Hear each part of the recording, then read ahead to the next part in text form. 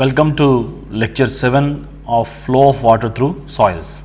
In the previous lecture, we have introduced the flow net concept and then we constructed methodology for predicting the rate of seepage through isotropic materials. In this lecture, let us look into how we can solve some problems by using the concepts which we have discussed in the previous lecture. Then we extend our knowledge for calculating the rate of seepage through anisotropic material, being anisotropic in the sense from the permeability point of view, having different permeabilities in horizontal and vertical direction. Thereafter, we will look into how we can calculate the rate of seepage through an earthen dams. So, let us look into this particular concept once again, the flow net method of construction. So, here for determining the seepage, the flow net solution, the computation of the rate of seepage, we discussed that it is formed by the two orthogonal two families of curves. One is formed by equipotential lines and flow lines. The space between any two flow lines we called as flow channel, and the head difference between any two equipotential lines we called as potential drop. So, based on this equipotential drops between two flow lines is delta H is equal to HL by ND, HL by ND, ND is the number of the potential drops. So, from the Darcy's law, if you again apply, then we said that Q is equal to K into HL, HL is the total head loss which is occurring, NF by ND, that is number of flow channels to number of this potential drops to A into B is nothing but the aspect ratio. So, we said that while constructing the curvilinear squares, this aspect ratio is be maintained as 1. So, let us look into a problem. So, flow net around horizontal drain. Let us consider in this particular slide what you are seeing, a drain which is found at 3 meter from the top surface, which is placed in sand, having coefficient of permeability 5 into 10 to the power of minus 7 meter per second, isotropic in nature, and the center of the this drain is 3 meters from the top surface. The water table is found to be at the top surface itself. The free water surface is found to match with the top surface of the soil. So, the depth of the soil which is under consideration is around 6 meters. So, this is the long horizontal drain. So, here what we are considering in this problem is a long horizontal drain. So, this particular aspect also can be now studied as a two-dimensional problem. So, in this case now, if this is the x direction, this is the z direction, then this again turns out to be a two-dimensional problem. Now, consider this top surface of the soil or top surface of the water as datum. Now, by using this flow net concept, if you look into it, we can draw flow nets. Keeping in view of the symmetry, the center line, you can see here the stream of equipotential lines and flow lines. So, the flow takes place like this in this direction because the head loss occurs in this direction. So, the flow occurs in this direction and then this drain tries to divert the water from this.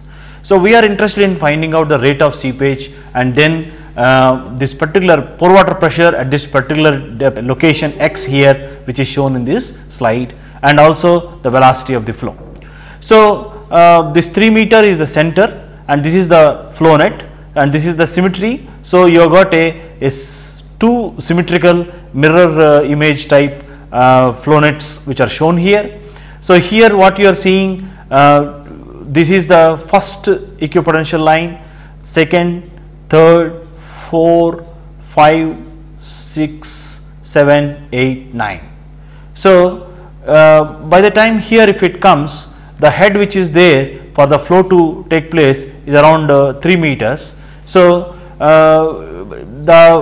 when the flow which is actually commencing from here, so it is in the flow is this direction. So, as per our conventional numbering, we numbered like 0, 1, 2, 3, 4, 5, 6, 7, 8, 9. Similarly, this side. Then flow channels. So, this is the first flow channel, second flow channel, third, 4, 5, 6. So these are the number of the flow channels which are determining this particular flow.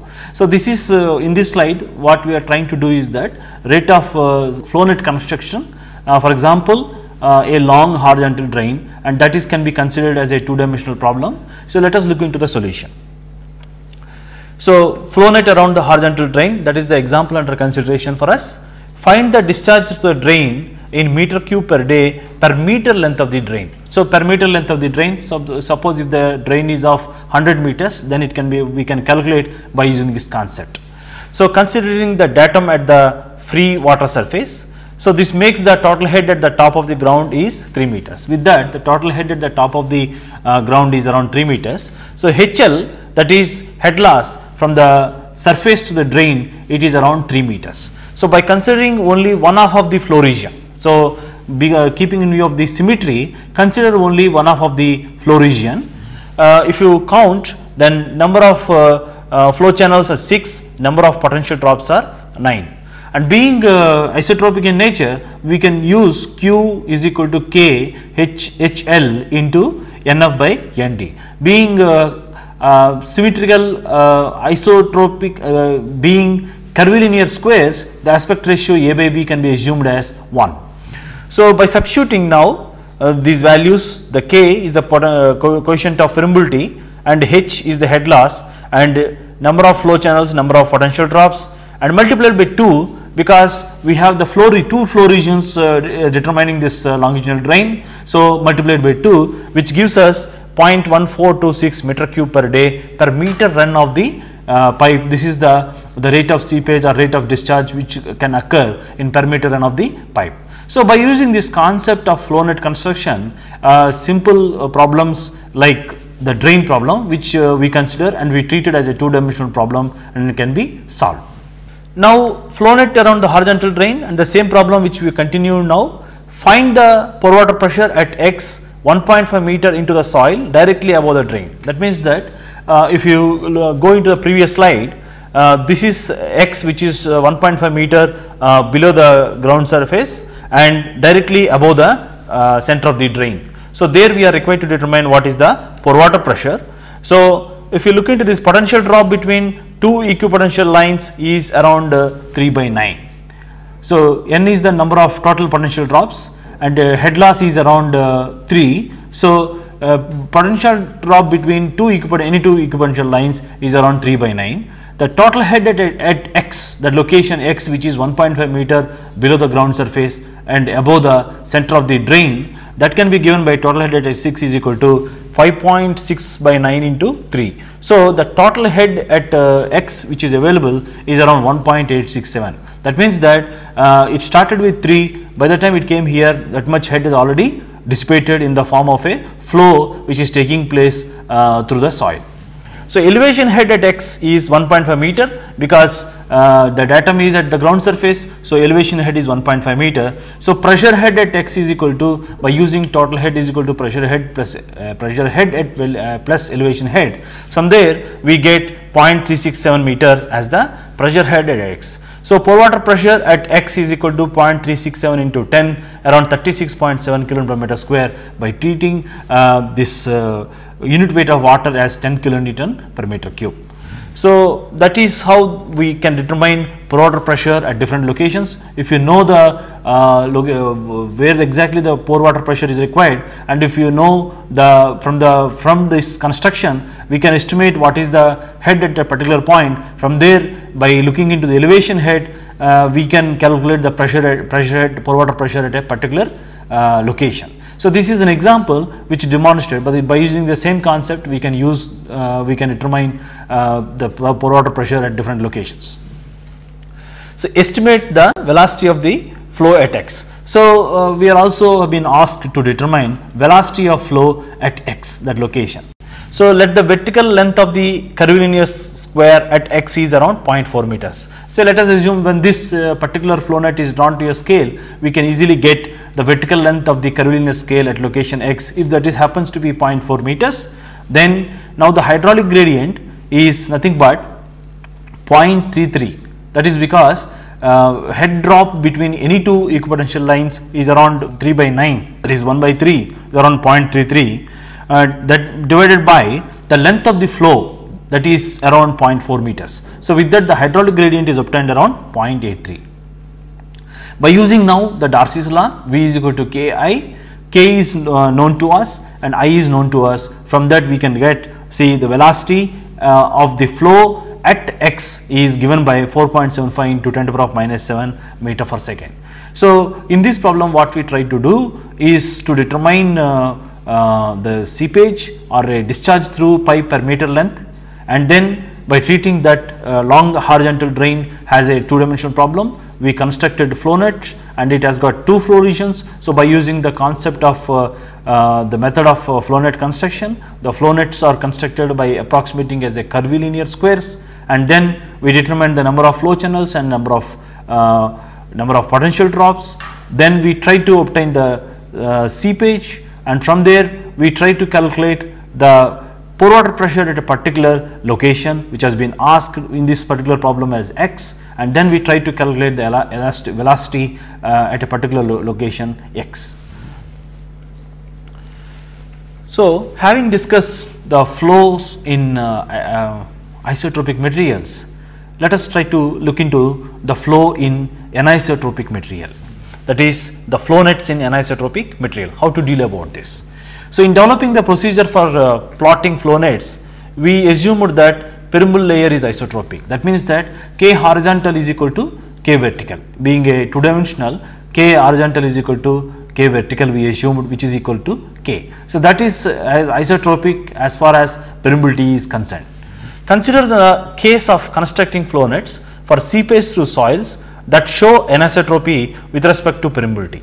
So, now consider the case of a constructing flow nets for seepage through soils that show anisotropy with respect to permeability is concerned. Anisotropy with respect to permeability concerned means the K horizontal is not equal to K permeability. So, in that case what we should do and how to construct the flow nets. So, for two dimensional problems, when say K horizontal if it is equal to Kx, K vertical if it is equal to Kz, then we can write from Laplacian equation as Kx is equal to dou square h by dou x square plus Kz into dou square h by dou z square is equal to 0. That is for two dimensional problems. In case of isotropic problems, what we said is that Kx is equal to Kz is equal to K and not being equal to 0, we said that dou square h by dou x square plus dou square h by dou z square is equal to 0 is the Laplace equation for a two dimensional problem. But in case of anisotropicity, as far as from the permeability is concerned, Kx into dou square h by dou x square plus Kz into dou square h by dou z square is equal to 0 is a Laplacian equation. Now, the same equation by rearranging the terms, we can write in the form of equation A, which is shown here as Kx by Kz into dou square h by dou x square plus dou square h by dou z square is equal to 0. A closer analysis of the above equation indicates that a simple Laplacian equation may be endangered if adequate change of variables is used. So, let us try to write the same equation by substituting x is equal to, that is capital X is equal to small c times x. Capital X is equal to small c times x, where c is a constant. Now, by writing this now, dou square h by dou x square plus dou square h by dou z square.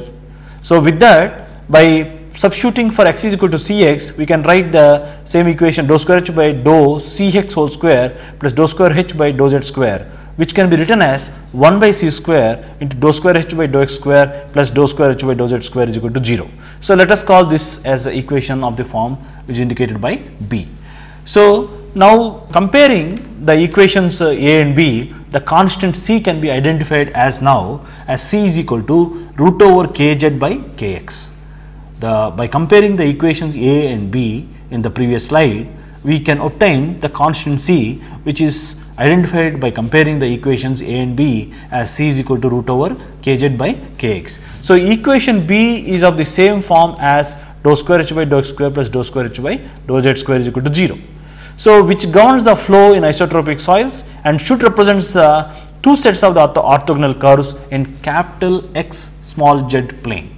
So the Z is again same, but X is now which is different because we are now trying to convert anisotropicity into some transformed section. So here the X is equal to which is nothing but C times X. Now the C, if you substitute for root over kz by kx, we can write capital X is equal to root over kz by kx into small x. So now consider now the flow nets in anisotropic material. So if the flow through the natural anisotropic section if you take, and this look like this, which is L and then same depth d, assuming that the flow is taking place in the vertical direction along that is in the z direction or z axis. Kz is the permeability along the z axis, and the flow is occurring over L into 1 meter, that is per meter length of a plane which is considered here. So in this case permeability is occurring over a flow is occurring over a area of L into 1. So assumption is that anisotropy merely causes a linear distortion of the flow net. On the assumption that anisotropy merely causes the linear distortion of the flow net, the flow through the natural anisotropic section which is shown here, d is the depth and L is the length, and kx is the flow which is along the x direction, kz is in the vertical direction, that is z direction, and q is the flow amount of flow which is occurring through this. Now flow through the transformed section, if you look into it, because we have to now convert that into a permeability which is isotropic in nature. So for that, let us assume that Kt is the transformed permeability which is in both in horizontal and horizontal direction as well as in the vertical direction. So if that is the case, then the flow through the transformed section which is again converted into isotropicity, that anisotropicity is converted into isotropicity by considering a which is called a transformed permeability. So in that case, this length is now taken as L into root over kz by kx. Still to satisfy again, even with this also, with the transformation whatever we are doing, we should see that again the Laplacian equation is satisfied. So here the length is now L into root over kz by kx, and which is small, being because we have already discussed that kx is always more than kz. That is under the assumption that horizontal permeability is more than vertical permeability. Now starting with the natural section, that is on the left hand side in the previous slide, the flow quantity per unit length can be written as q is equal to L into 1, that is area over which the flow is occurring, into kz, that is the permeability, and I is the hydraulic gradient with which the flow is occurring. That is, let us write that equation as C. Within the transformed section now, the same quantity of the flow is calculated as follows, but now that L, which is now this transformed length, which is nothing but L into root over kz by kx into 1, that is the area through which the flow is occurring, with a permeability kt, but same hydraulic gradient I. Now comparing C and D, with that the second with the transformed section, the same quantity of the flow is calculated, and if that is indicated as C, and comparing C and D, the transformed permeability can be obtained as now Kt is equal to root over Kx kz. So the transformed permeability, for example, if the anisotropicity is there and if Kx is not equal to Kz or K horizontal is not equal to K vertical, the transformed permeability can be obtained by considering the square root of Kx and Kz or K horizontal into K vertical. So the same expression could have been found using the flow in horizontal direction. So in the previous slide, if you would observe, we have considered the flow in the vertical direction. The same thing would have been considered, if you consider the flow in the horizontal direction. But note that then the hydraulic gradient changes from I is equal to h by L in the natural section to I is equal to h by L into root over kz by kx in the transformed section. So steps involved in the construction of the flow net in case of a soil which is having anisotropicity in nature, and as far as the permeability concerned is to plot the section of the hydraulic structure, adopt a vertical scale. So first, any hydraulic structure under consideration is there, so plot the structure with vertical scale and determine ratio of root over kz by kx, that is nothing but root over k vertical by K horizontal. Once the ratio is obtained, now adopt a horizontal scale such that horizontal scale is root over kz by kx times the vertical scale. That is, the horizontal scale is root over kz by kx times the vertical scale. So, here for the steps involved in the construction of the flow net in an anisotropic medium are as follows. To plot the section of the hydraulic structure, adopt a vertical scale, determine root over kz by kx is equal to root over k vertical by k horizontal, and adopt a horizontal scale such that scale horizontal is equal to root over kz by x into scale vertical. Now, the next step, with the scales adopted in step 1 and step 3, plot the cross section of the structure. Now, with the scales adopted in step 1, that is vertical scale, that is same, and that previous in step 3 we said that scale horizontal is equal to root over kz by kx into scale vertical. So, draw the flow net for the transformer section plotted in step 4 in the same manner as is done for the seepage through isotropic soils. So, now what we have done is that this anisotropic medium we converted into a transformed section in the form of a representing the isotropicity, and for that we have accounted the variation in horizontal direction, vertical direction by considering transformer permeability Kt is equal to root over Kx and Kz. So, calculate now the rate of seepage as Q is equal to root over Kx Kz, because now the transformer permeability is under consideration, which is nothing but the square root of Kx and Kz, and H is the head loss and Nf by Nd. So, by using this now we can determine the rate of seepage. Now, having looked into the theoretical aspect, let us look into an example problem for the flow nets in anisotropic material. So, consider a concrete dam which is like this, and a cutoff sheet pile wall is shown here. Basically, these type of cutoff sheet pile walls are provided to control seepage pressures. As indicated here in this slide, to control seepage pressures, these cutoff sheet pile walls are driven. Sometimes you have got these cutoff sheet pile walls even on the upstream side as well as on the downstream side. In this case, only it has got an upstream side, and sometimes this also it is you practice to even to provide in cutoff sheet pile walls on the downstream side also.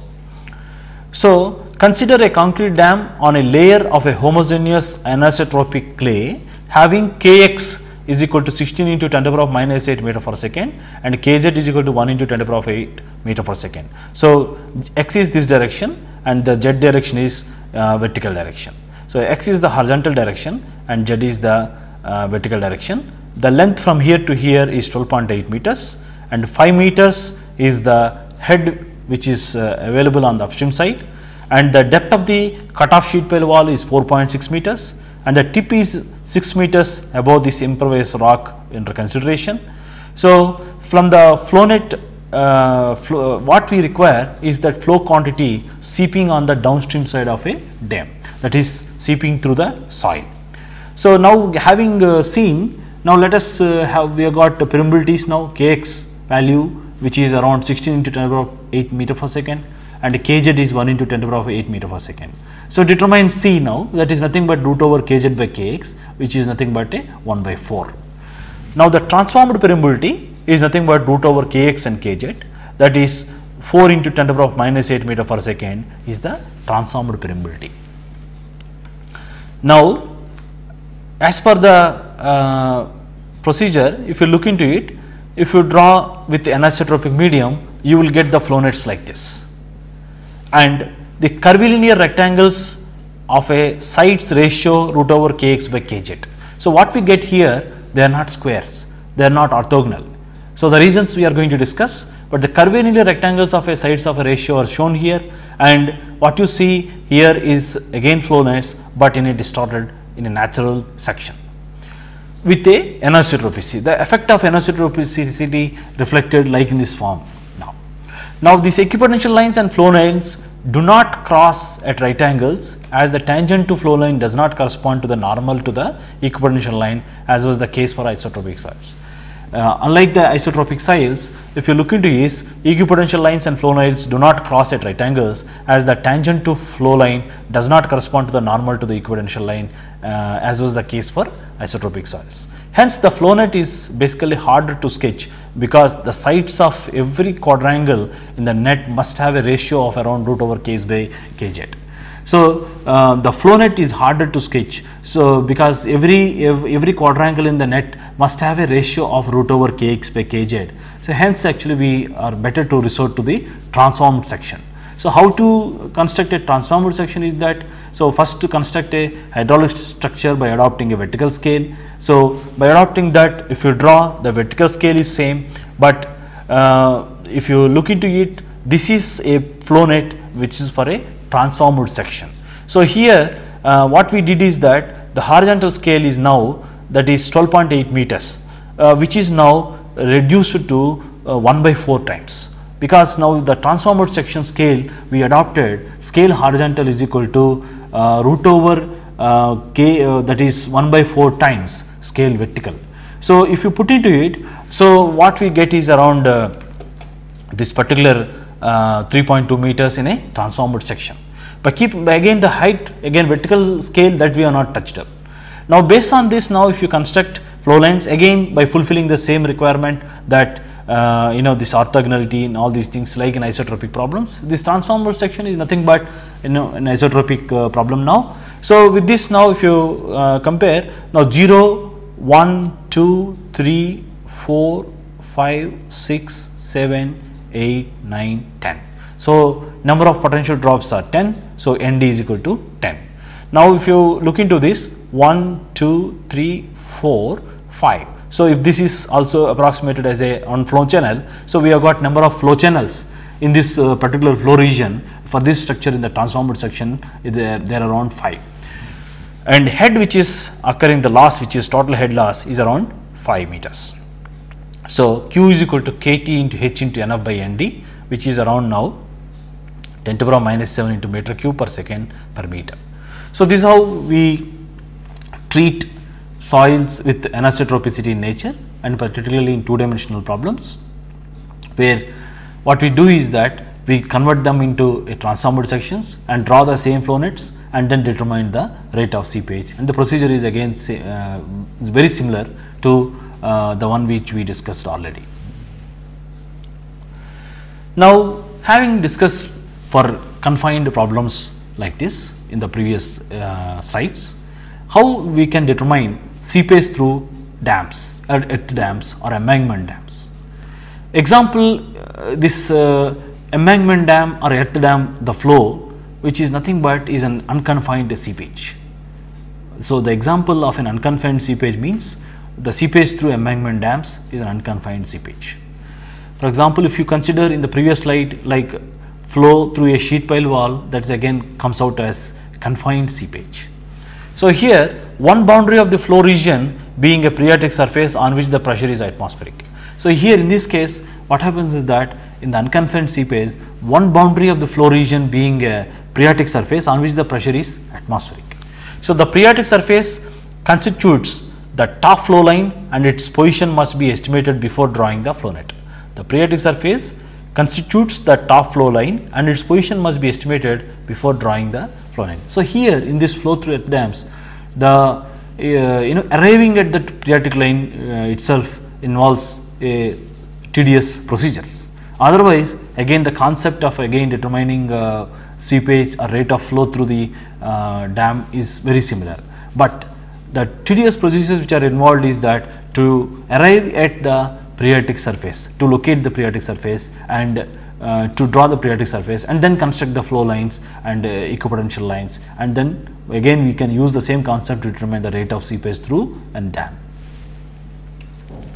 So, calculation of the seepage through an earth dam resting on impervious base. So, if the this dam which is resting on an impervious base, then several solutions have been proposed for determining the quantity of seepage through a homogeneous earth dam. The popular solutions which are discussed here, they are Juppit's solution and Schaffernack's solution and Casagrande's solution. So, in this lecture in the same order we will try to discuss this Juppit's solution and Schaffer-Knox solution, and then the graphical method which is involved for the Schaffer-Knox method, and Casagrande solution which is widely used for locating the periodic surface. So, here the Jupitt solution for the flow through in earth dam, that is Jupitt solution for the flow through in earth dam can be given as like this. The assumption which is involved in this slide which is shown here, a cross section of a earthen dam which is shown, and this is the crest and this is the base, and this is the upstream phase and this is the downstream phase. This is called upstream water with a head H1, and the downstream that is also called tail water level which is called H2. Z, this x direction and this x direction, and this resting on impervious base. So, this is the toe of the dam, and B is the location here, and the slope which is dz by dx, and this is the phreatic surface. So, the what assumption which is involved in the Jupitt's case is that hydraulic gradient I is equal to slope of the free surface and is constant with the depth. So, we considers I is equal to dz by dx, I is equal to dz by dx was considered by Jupitt. So, if it is assumed that the flow is taking place again as a two dimensional problem if you treat, and q is equal to k into dz by dx. dz by dx is nothing but the slope of this that particular phreatic surface, that is dz by dx, k into dz by dx into z into 1. So, z is this depth here and 1 is the perimeter length of the dam. So, q is equal to k into dz by dx into z into 1, where k is the coefficient of permeability, which is again isotropic, that is what which is assumed because it is constructed with a homogeneous material. So, it can be assumed as kx is equal to kz is equal to k. Now, by separating the variables, we will get q dx and kz dz. If you integrate between 0 to d, that is from 0 to d, that is d is this particular distance from here to here is d, and h1 to h2, that is h2 to h1. Suppose if the tailwater level is 0, then you will integrate from 0 to h1. In this case, there is a h2, so h2 to h1 and a kz dz. So, with that, now if you estimate the q is equal to k by 2d into h1 square minus h2 square. After integration and then simplification, we get an expression for q, that is for calculating the flow through a dam by using the Jupitt's solution, which is given by q is equal to k by 2d into h1 square minus h2 square, which again represents the equation for a parabolic free surface. So, the Jupitt assumes that this particular phreatic surface is a parabolic free surface, but in Jupitt's solution some limitations are no attention for entrance and exit conditions. So, no attention has been paid for entrance and exit conditions, no attention has been paid for entrance and exit conditions, because there are certain cases like if you look into here, this is an equipotential line where the orthogonality which is required between this flow line, that is this top phreatic surface, which is not maintained here. Similarly, at the exit conditions also a similar phenomenon reflects here. And if H2 is equal to 0, the phreatic line would intersect the impervious base. So, in the Jupitt solution, if H2 is equal to 0, the phreatic surface will come and intersect with the impervious base, which is again happens to be a flow line. So, that cannot happen. So, these are some of the limitations with the Jupitt solution. Now let us look into the Schaffer-Knox solution, how it works out. The Schaffer-Knox solution for the flow through in earth dam, assumption that phreatic surface will be like line AB and will intersect at a distance L from the impervious base. So, in the previous case we have discussed about a limitation that if H2 is equal to 0, the phreatic surface will intersect the impervious base. So, here what the Schaffer-Knox has considered is that it is intersecting at a distance L from the point O. So, here phreatic surface will be like a line AB, which is shown here, and will intersect at a distance L from the impervious base. So, now we are interested to determine what is this length L, and this is beta, which is that slope of this, and dz by dx, and a is this point. So, from here to here, now that is the distance d, and h is the upstream head, that is now here h2 is equal to 0 and h1 is equal to h. Now, this converts to this is h. So, by considering the triangle OBD, so this z is equal to L sin beta. So, if you look into it, this is z is nothing but now L sin beta here. Now, by considering the triangle OBD, I is equal to, it is written here, the Schaffernak assumes that I is equal to dz by dx is equal to tan beta. So, by considering the triangle OBD, q is equal to kz into dz by dx, we can write k into z is written as L sin beta, that is here, into tan beta. Tan beta dz by dx, the hydraulic gradient is assumed by Schaffernak as tan beta. So, by simplifying now, we obtain L. So, by knowing L, we can determine now q is equal to k into L sin beta into tan beta. So, q is equal to k L sin beta tan beta. So, L is given after simplifying this expression, we get L is equal to d by cos beta minus square root of d square by cos square beta minus h square by sin square beta. So, this is an expression where d is this distance and h is the head, beta is the slope inclination. So, by knowing L now, we can determine q is equal to k into L sin beta tan beta. So, this is a method, theoretical method for determining L, that is the location where this is intersecting, and again he assumes that AB is the phreatic surface, and it hydraulic gradient is assumed as I is equal to dz by dx is equal to tan beta. Now, the graphical construction procedure for the Schaffernak solution is also given for locating again the same L, that is here in this BC the distance. So, in this figure here, a cross section of an earthen dam is shown here, and AB is the phreatic surface which is indicated here, and BC is the distance above which it is located, that is now BC is equal to L, which is required to be determined, and this is the impermeable base. So, if now what the procedure which is involved, that graphical construction procedure for the Schaffernak solution is extend BC downwards. So, extend BC downwards and draw a vertical line AE and will intersect the projection of line BC at F. Draw a vertical line AE which intersect the extension or the projection of a line BC at F.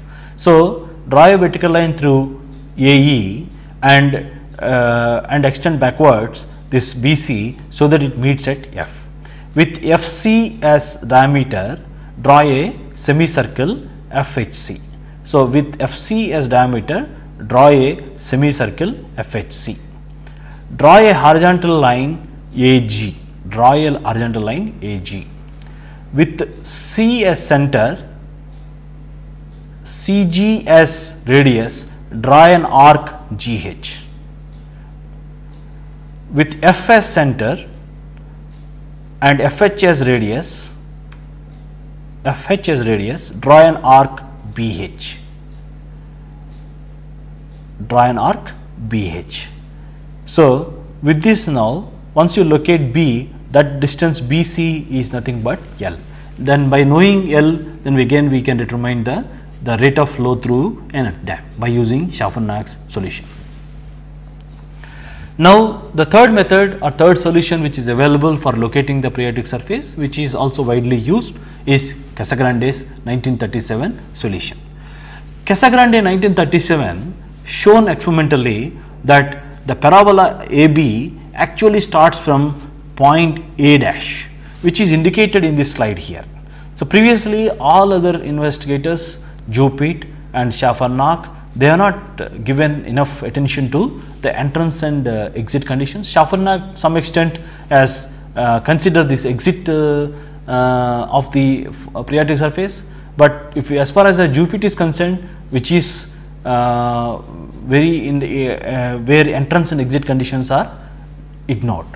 So, here Casagrande, which has shown experimentally that parabola AB actually starts from the point A dash. So, A dash and A, the distance which experimentally which has shown that which is around 0.3 times delta, where delta is this particular length, this horizontal distance delta is from here, from the toe, from this distance, from this point to this point is delta. With this modification of modification value of d, then A dash C is the periodic surface now.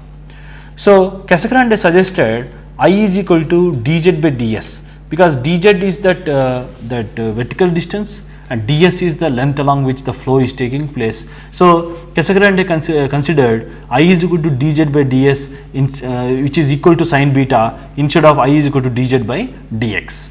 So, using now again q is equal to kia, q is equal to k sin beta into L sin beta, where KL sin square beta.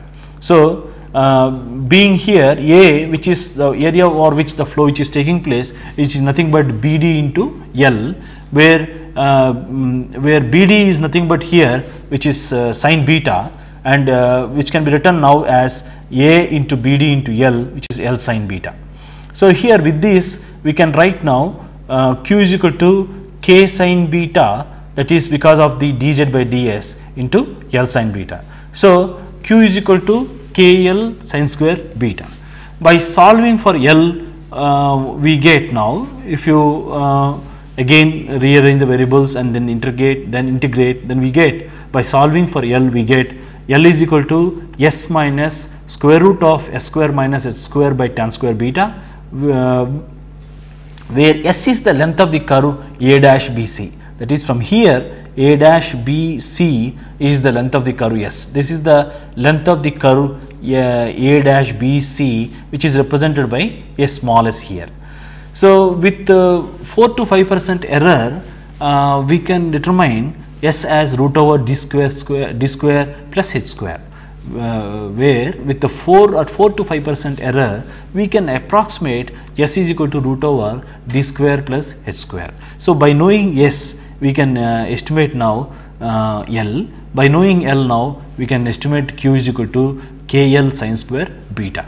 That is, L is known and beta, which is the angle here, which is shown here, which is the slope inclination beta. So, with that, once L is known, rate of seepage Q can be calculated. Once L is known, now the rate of seepage Q can be calculated. So, Casagrande's solution, basically the procedure what we discuss is that the plotting the periodic line for seepage through earth dams.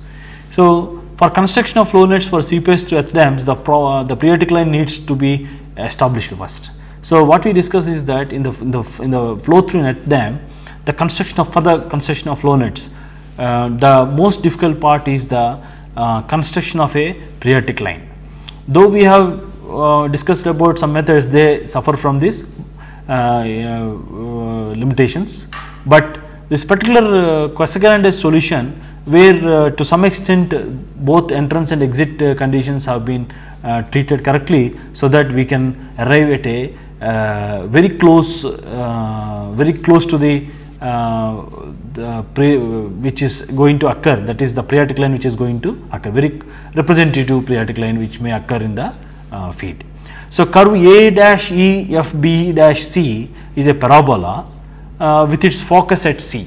So, in this particular slide, a dam which is shown, which is having a coefficient of permeability K, and again this distance is 0.3 delta, and this distance is delta, H is the height, and that is the head which is causing the flow, and D is the distance from here vertical axis to this particular point A dash.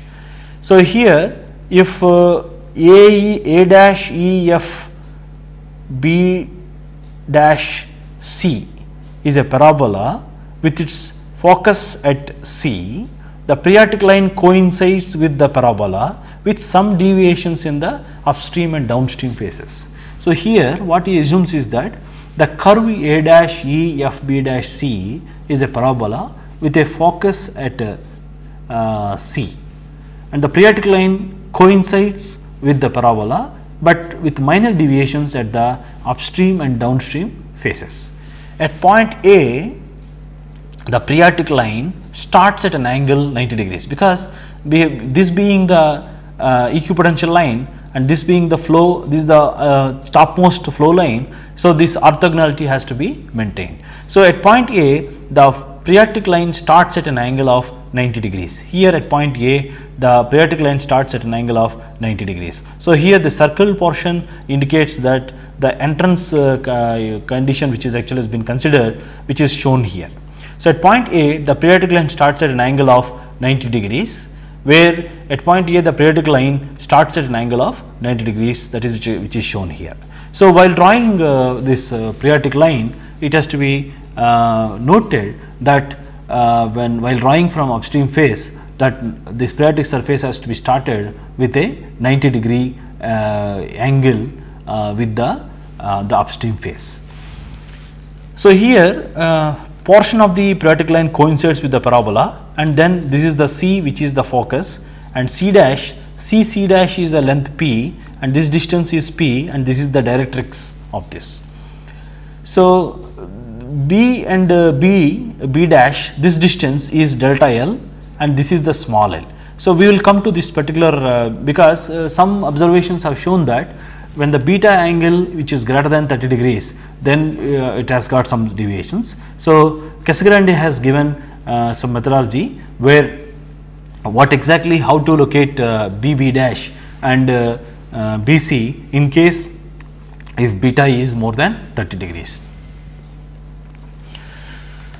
So, Casagrande's solution, if you look into the for procedure for the constructing the parabola, A dash E F B B dash C, that is a portion of the parabola is shown here. C is the focus and D is this directrix, and CC dash is the distance P, and if let CC dash is equal to P, then A is the point on the parabola with the coordinates x and z, and C with the focus coordinates having 0 to 0 0, and AD is this horizontal distance, and AC is this particular distance which is represented between distance between point C and A, that is focus of the parabola, and A is a point on the parabola.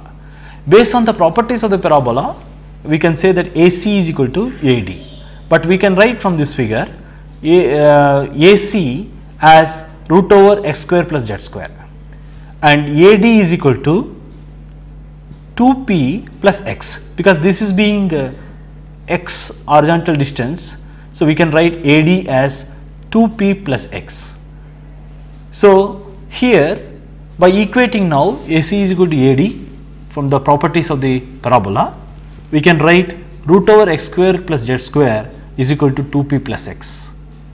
So, we can write now with AC is equal to AD, we can say that root over x square plus z square is equal to 2p plus x.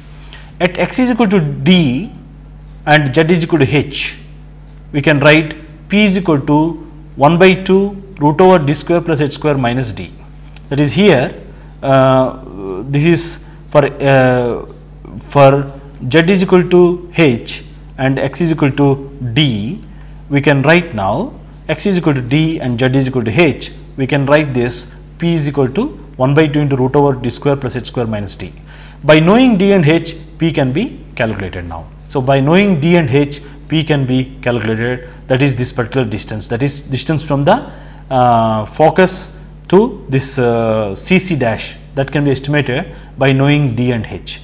With p value, for values of x, various values of z can be calculated. So, x is equal to, again by using this, we can obtain x is equal to z square minus 4p square by 4p. So, with p value, for values of x, various values of z can be calculated.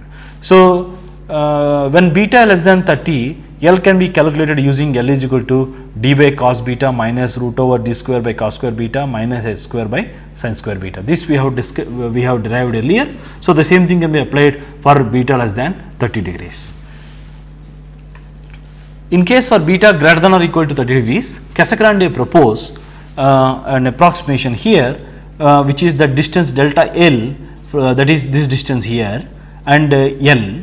So, from the directrix now this location of this particular this thing. So, delta L by L plus delta L for different betas which is given. So, for 30 degrees delta L by L plus delta L is around 0.36. 60 degrees is around 0.32, 90 degrees around 0.26, around 150 degrees beta it is around 0.1, and 180 degrees beta it is around 0.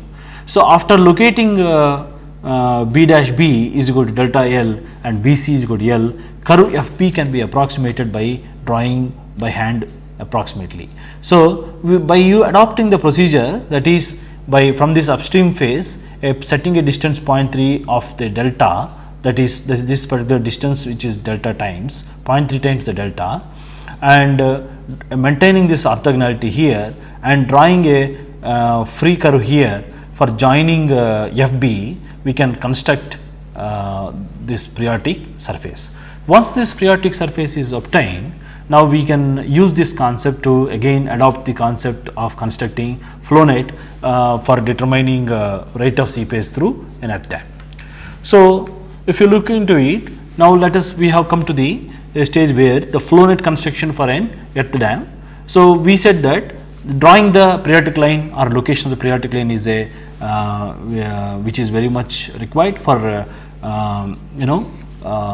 now with the procedures which are discussed is that are based on the Jupitt solution or Schaffernak solution, or by adopting this Casagrande's method, we can determine the periodic line. Now draw the periodic line, so this being known to us, and note that here in this cross section, if you see here a dam which is shown here, and AG is equipotential line and GC is a flow line. So this is the bottommost flow line, because the flow cannot cross this impervious base, it flows along the impervious base. So with that in mind, the GC is flow line and AB is equipotential line. There are some deviations here where the orthogonality is again not maintained. So draw the periodic line, this is known. Note that AG is an equipotential line and GC is flow line. Pressure head at any point on the periodic surface. So this topmost line, by the procedure which are discussed, is going to yield this particular line, which is the periodic surface. So pressure head at any point on the periodic line is 0, because being atmosphere, it is atmospheric pressure, the pressure head is 0. So pressure head at any point on the periodic surface is 0. Hence, the difference of the total head between any two equipotential lines should be equal to the difference in elevation between points where these equipotential lines intersect the periodic line. So pressure head at any point in the periodic line is 0. Hence, the difference of total head between any two equipotential lines should be equal to the difference in elevation between points where these equipotential lines intersect the periodic line. So here, for determining the number of potential drops, nothing but now total head, which is H, divided by say number of potential drops which you are trying to give, say number of potential drops say ND. So total head is say the head loss, which is upstream water head, in this case is H, then H by ND is going to give the delta H, which is the potential drop. So first procedure is to drawing the embankment to the scale, and then constructing the periodic surface and establishing the periodic surface by adopting the procedures which are discussed in the previous slides. Then drawing the headlines. By drawing the headlines, number of headlines, draw headlines for the cross section of the dam. So simply draw the headlines for the cross section of the dam with the delta H. You just divide into the number of equipotential drops, and from there draw the flow net. Again, seeing that this being a flow line, so maintain this orthogonality and see that these curvilinear squares are maintained. So in this case now, if you look into it, the flow is taking place like this. So again, the number of the potential drop lines, they are numbered from this direction to this direction, 0, 1, 2, 3, 4, 5, 6, like this it will come.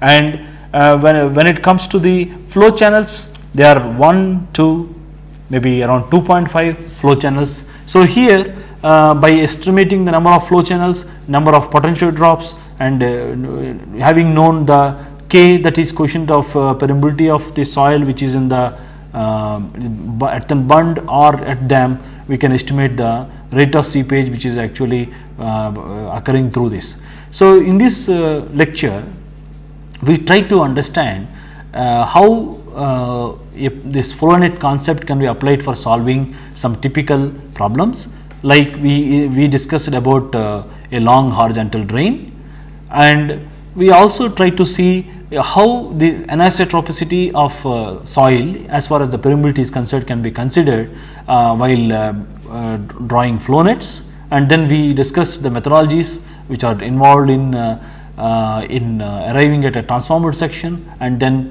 how this anisotropy can be converted into a transformer section that we discussed. Thereafter, we try to discuss how the rate of flow can be estimated through in earthen dam. So, for that we discussed about three methods: Juppert solution, Schaffernag's solution, and Casagrande's solution, where we main impetus is to locate the phreatic surface, and then thereafter the procedure is very simple for determining the particularly the rate of seepage through earthen dam. So, here one concept which is required to be keep in mind is that being this pressure along the phreatic line, the pressure is being 0. So, whatever this total elevation which is there divided by that number of potential drops, directly we can easy to draw equipotential lines in this case. So, the same concept can be used for determining the rate of seepage through this particular medium, in this case having a homogeneous soil which is having a isotropic permeability K. In the next class, we will try to discuss about how these problems can be prevented by providing some filters, and there are some typical failures which are called piping and boiling conditions which are required to be considered for these hydraulic structures, and then factor of safeties which are involved against this for these hydraulic structures against piping failure and by boiling failure. Based on this, we will try to also solve some problems by using this flow net concept for determining the uplift which can be exerted on a particular structure, and how this uplift can be relieved by using some filters and other possible remedial measures will be discussed in the next lecture.